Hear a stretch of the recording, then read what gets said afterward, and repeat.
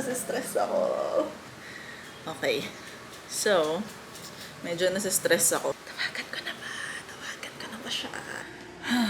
Ba't ako kinakabahan? Well, life-changing to, malamang kakabahan talaga ako. Ay, hello, good evening. Kita tayo soon, siguro less than 1 week or something. Iayusin ko lang kung ano yung process. Okay, sige, thank you. Oh my God! Okay. Bibili tayo ng property.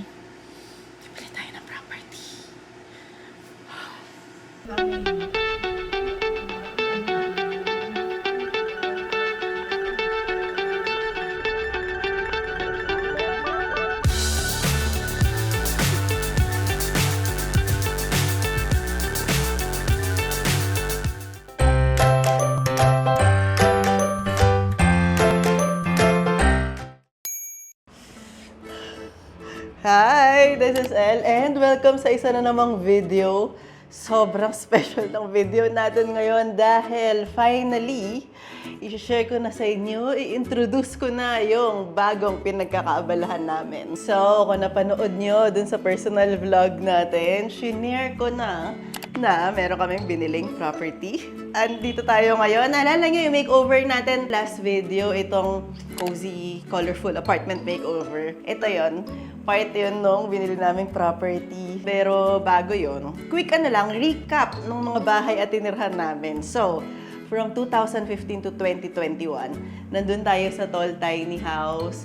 As in, yung pinakaunang bahay namin in a sense dahil talagang inayos namin siya, ganyan. Pero family house siya, so technically hindi naman siya sa amin, but talagang yung heart namin, sobrang love na love namin siya, ganyan. From 2020 to 2021, nag-House of Elle tayo. Sobrang special sa akin nung place na yon dahil pure me yon. Talagang pinkness level ng House of Elle. Tapos yun, ni-rent lang natin yun. Tapos, from 2021 naman to ngayon, 2024, nandun tayo sa penthouse. Nire-rent din lang namin yun. So, di ba, sa lahat ng mga sinabi ko, wala talagang technically na sa amin na property, lahat ng mga nire-renovate natin, lahat ng talagang pinaggastusan natin, ganyan. Na kinasaya ko, of course, talagang hindi ko pinagsisihan yan, pero hindi siya sa amin. But ngayon, ito na nga. Ito na. Meron na kaming property na matatawag talaga namin na sa amin. Dahil, yun na nga, bumili kami. Oh my God! Sobrang, hindi ko naintindihan yung excitement ko. Hindi ko talaga naintindihan, pero papaintindi ko sa inyo. Malalaman nyo, makikita nyo sa lahat ng mga susunod na makeover natin. Ano na siya, 72 square M lang yung lot. So, sakto lang, medyo maliit lang yung lot. Pero, apartment building siya, meaning 4 na floors siya. Tapos, meron tayong 6 na apartment unit. So, maybe mga 2 months ago, nag-shoot ako ng tour nitong property na to. Start muna natin yung tour ngayon. Hello! Welcome, welcome home. Tingnan mo kung makapagtago to. Dali. Anyway, so ito na nga yung tour. So, dito sa first floor, may garage. Unit 1, Unit 2. Dito sa Unit 1, let's go! Tadan! Ito siya. Small na 1 bedroom siya actually. Tapos may 2 window. Tapos literal, ito yung kwarto. Like,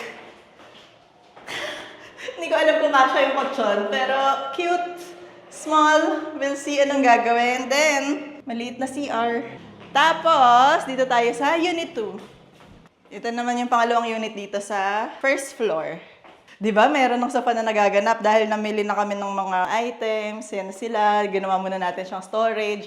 Ito yung kitchen. CR. Then, another room, bedroom. Mas maluwag siya kaysa doon sa una. Pero, ayan. Cute.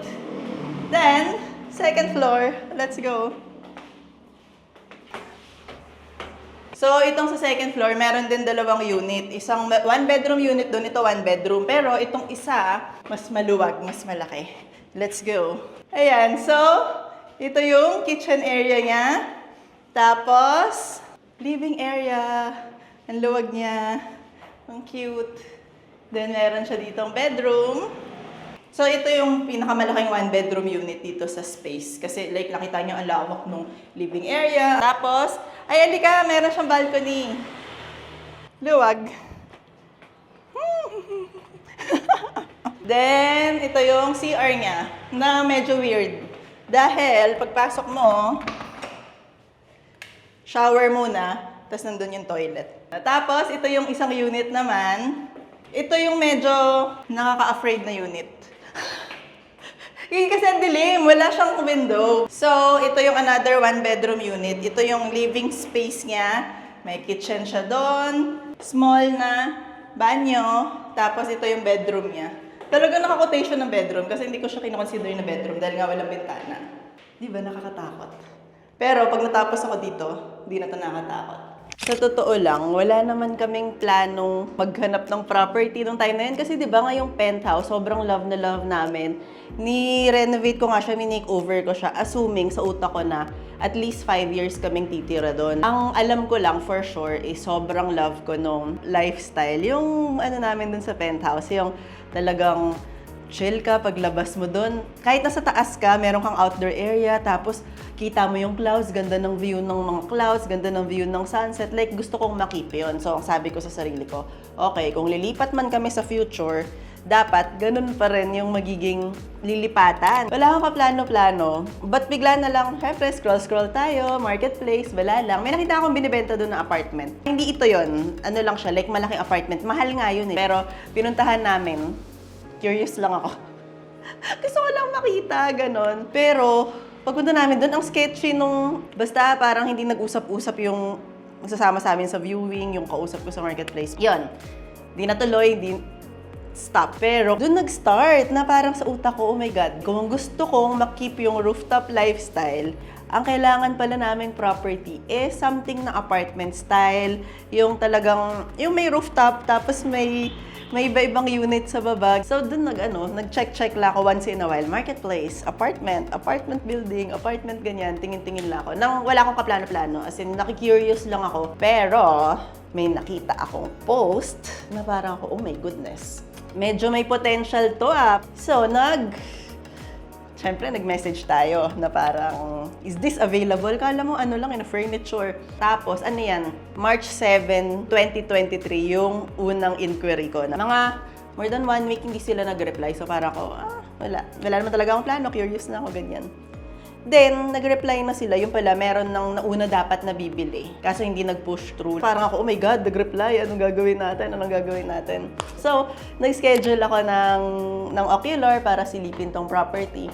Tapos, pagpunta ko, na in love ako sa kanya. Agad-agad. Parang magaan yung loob ko. Kahit na nakita nyo yung tour, di ba? Na talagang for renovation, talagang maggulo siya, as in lumang apartment siya. Tapos, makiat kami dun sa rooftop area. Tapos, nakatayo ko dun, nakatingin ako sa view. Talaga, tinitignan ko siya para, okay, I can see myself. Tumira doon. Nung time na yun, first Ocular pa lang, yun talaga iniisip ko. Sabi ko, shocks. Alam mo yun, na-imagine ko na yung future dun pa lang sa unang visit.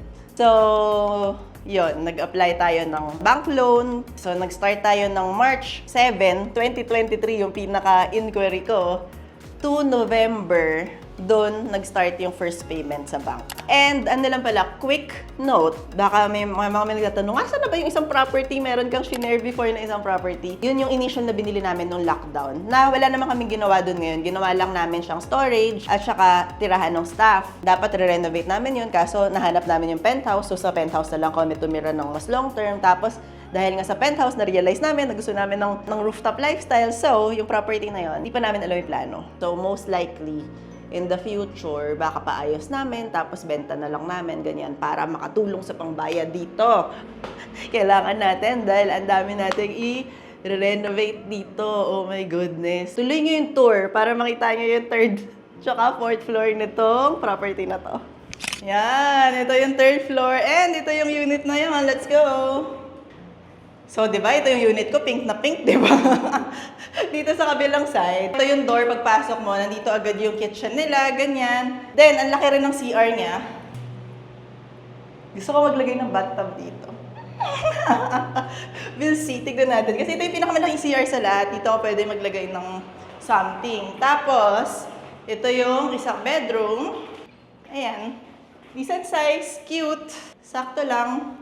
And, Nandun yung master bedroom nitong unit na to. Ito yung mas malaking kwarto. Luwag! And pareho siya nung second floor. Itong buo na to, pareho sila nung balcony dito. Tapos, dito sa fourth, ito yung magiging bahay. Kasi syempre, alam mo naman na gusto kong may rooftop, gusto ko na may view ng balcony. Alam, masaya ako sa buhay na yon. Kaya, ito yung gagawin nating room. Look! Meron din tayo dito ang outdoor space. Pero hindi to magiging ganito. Basta, ako nagkikwento lahat ng plano. But, may view ng bundok. And ito yung fourth floor na unit. Yan lang siya. Mini kitchen, living area, tapos bathroom. Then, ito actually yung talaga magiging bedroom. Yan, ito siya. So, basically, dapat tanggal ko tong wall na to. Tapos, i-extend ko yung house somewhere hanggang dito. Like, ika-cut ko to para may living area dito. No, kahit small lang. Tapos, magtitira tayo ng outdoor space. Ito kasing, naka-slab na yan. So, yung tuktok nito, yung pinaka-rooftop, pwedeng gawing tambayan, rooftop area. Yun yung gagawin ko. Para meron dito mini na outdoor area, meron din sa taas na mas malaking outdoor area. And, welcome to the tour. Yun na yun. Ang daming gagawin! Oh my God! Nakita nyo naman, lahat ng mga area, ng mga spaces na pwede nating i-renovate. Na-imagine nyo ba yung potential niya? Sobrang excited na ako i-share sa inyo lahat ng process na gagawin dito dahil for sure, marami akong ibibigay na tips, na advice, tapos i-share ko rin yung thought process sa mga pipiliin natin, ganyan. And gagawa rin tayo ng real series dito, yung mas mabilisan lang na mga update. Check out nyo, or kung hindi nyo pa ako fina-follow sa IG, sa Facebook, or sa TikTok. Ayan. And speaking of, syempre dahil nga ido-document ko yung pag-aayos natin dito, kailangan bigyan ng pangalan to, di ba? Meron kami dun sa The Tall Tiny House. Meron ako House of L. Meron kami Penthouse Studio. Ngayon, anong pangalan nito? Bago ko sabihin yung pangalan, nag-isip talaga ako, ano bang gusto ko dito? Anong gusto kong feel? Anong ganyan? Anong whatever? So si Yusef, sabi niya, panindigan mo na. Total, paglalaroan mo to ng bongga-bongga. Bawat unit, bawat space, iba-iba yung itsura, iba-ibang design style. Kaya, sabi niya, panindigan mo na. Pangalanan mo na siya ng Dollhouse. Parang sabi ko, ha, hindi ba too girly? Sabi niya, hindi. As in, talagang magiging mukhang dollhouse yung space na yan dahil sa mga plano mong gawin. Parang ako, sa totoo lang, oo, magiging dollhouse talaga to. Kaya, yun yung ipapangalan natin dito sa property na to. So, welcome sa Project Dollhouse. Ang dami-dami nating gagawin dito. As in, oh my God, nakita niyo lahat. Sobrang excited na ako. And, plano namin mag-move kami in a few months. Pero, yung lilipatan naming unit, hindi pa yung mismong titirahan namin. Ang inuuna kong unit is yung third floor unit. Doon muna kami titira. Siyempre gusto ko nandito ko. Gusto ko matutukan ko lahat ng details, lahat ng, di ba, alam mo yun. Kaya kailangan muna namin lumipat dito bago simulan yung taas. So, sobrang dami talagang magaganap dito. So, actually, sobrang dami nang nagaganap dito. Alika, i-tour ko muna kayo dito kung ano na yung update. So, ito, alam nyo na tong space na to. Pero, ganda ng mga angle natin kanina, di ba? Pero ito yung reality. Alika. Oh my God. Look! So, nagpadala ng sample sa akin yung Mosaic Tiles PH.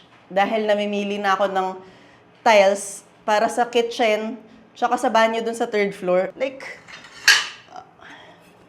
pink. Sobrang daming pink. Pero, alika dito sa labas. So, di ba? Kala mo, ayos-ayos dun sa loob. Pero, ang reality, ito na siya.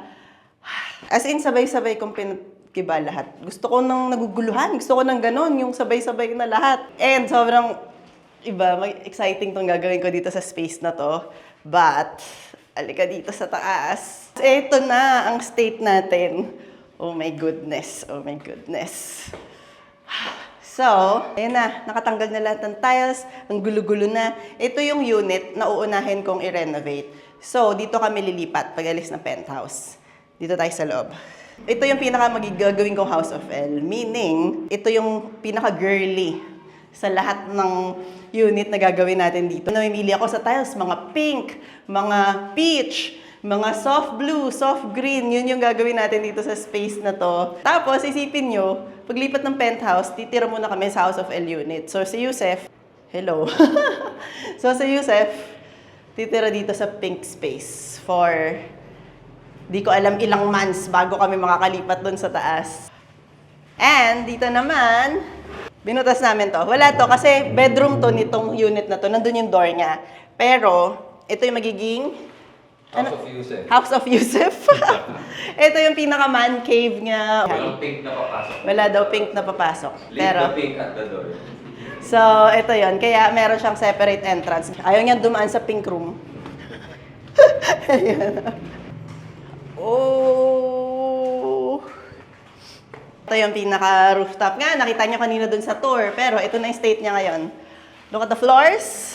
Ayan na siya. Pero ito naman yung hindi pa ito yung unang i-renovate natin dahil pinag-iba ko lang. Kailangan muna namin lumipat dito. Ito na yung future life.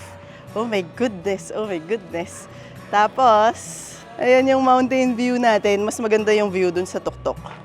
Mamaya akyat tayo. Abangan nyo lahat yung next na mga episode natin sa series na to. Gagawa tayo ng cute na banyo, cute na unit, iba-iba. Dollhouse nga, di ba? Yan nasabi ni Yusef, Project Dollhouse. Dahil panindigan na natin tong pagiging dollhouse na to. I'm so excited. Hopefully, ma-enjoy nyo rin tong gagawin namin na to. Ito na namang pinapasok namin. Lagi na lang, buong buhay. Excited ako i-share sa inyo. Excited ako i-share lahat ng mga details. Sana samahan niyo ako dito sa kalokohang pinasok ko. Di ba? Samahan nyo kami dito. I'm so excited. Abangan nyo yung next episode natin ng Project Dollhouse. Bye! Wow! Ang ganda! Very first sunset viewing dito sa like rooftop area. Ayun yung sunset natin.